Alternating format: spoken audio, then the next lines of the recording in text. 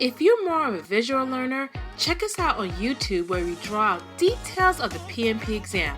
Find us at PM Notebooks and subscribe. The link is also in the details of this podcast. This is the PMP and the Snap. Sneak in a quick lesson into your busy schedule so you can pass that exam. Let's snap in. Hey there, project management pros and PMP hopefuls. Welcome back to PMP and the Snap, your go-to podcast for breaking down the PMP exam and project management concepts in a way that doesn't make your head spin. I'm your host, Kaye B, and today we're talking about something foundational in the world of project management, integration management. Specifically, we're going to zoom in on the very first process in this knowledge area, develop project charter. Now, don't hit snooze on me just yet. I promise to make this as painless as possible.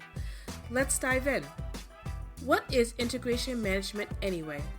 Think of integration management as the glue that holds your project together. You know how in a movie the director is the one making sure the script, actors, costumes, and music all come together seamlessly? That's you, the project manager, when it comes to integration management. It's all about making sure that all moving parts of your project, scope, schedule, resources, risks, are all working in harmony. Integration management spans the entire project lifecycle from getting started to closing it out. And one step in the symphony is developing the project charter. So the next question is, what is a project charter? If you're about to start a big project, you wouldn't just wing it, right? Of course not.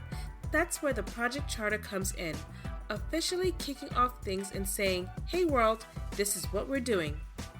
At a high level, the project charter does three big things. Number one, it authorizes the project. It's your official green light. Without it, your project does not have the authority to exist. Number two, it defines objectives and scope. It sets the stage for what you're doing and what success looks like. And number three, it identifies key stakeholders. It names the players and ensures everyone knows who's involved. So the next question you may be asking, how do you develop a project charter? Alright, so how do we actually develop this magical document? Let's break it down into bite-sized pieces. First is your inputs. Number one is business documents. Think business case or benefits management plan. Why are we working on this project in the first place? That's what the business document answers. Number two is your agreements. These could be contracts, scope of work, or emails that say, yes, we need this project.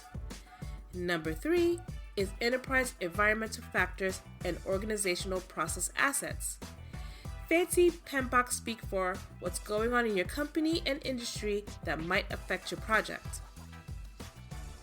Now, you just don't slap some bullet points together and call it a day. You need your tools and techniques to help you build a solid charter. Here are the four. Number one, expert judgment. This means talking to people who know what they're doing, subject matter experts, functional managers, and maybe even that one coworker that has seen it all.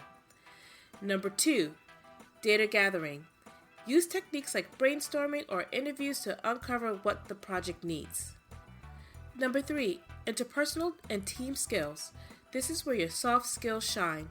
Facilitate discussions, manage expectations, and make sure everyone's on the same page. And number four, meetings. Yep, those good old meetings. Love them or hate them, they're essential for hashing out details. And finally, you get your outputs, which is the project charter. This document includes project purpose, high-level requirements, key deliverables, risk, milestone schedules, assign project manager, and sponsor approval. Here's the deal. Without a charter, your project is like a ship without a rudder. It gives you direction, authority, and alignment. Plus, it's a document that you can point to when someone says, wait, why are we doing this again? Alright, so let's wrap this up with a quick recap. Number one, integration management is all about making your project a well-oiled machine. Number two, the project charter is your project's official kickoff document. And number three, it's developed by using inputs like business documents and agreements, tools like expert judgment and meetings, and it gives you the authority to lead the project.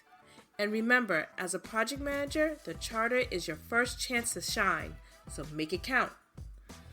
That is it for the episode of PMP and the Snap. If you enjoyed this, please hit the subscribe button, leave a review, and share it with your fellow project management pals. And hey, if you're prepping for the PMP, you got this. Just take it one step at a time. If you have questions or topics that you'd like me to cover about the PMP, please drop me a message. Until next time, keep studying for your PMP exam. You got this. See you soon. Are you finding it hard to track what you need to focus on for the PMP? We got just the thing for you. Go to pmnotebooks.com and sign up to get a free PMP study planner. This planner is created to help you map out your attack on the exam so you can pass it on the first time. In addition, you'll get some bonus tips about the exam. The link is also in the podcast description.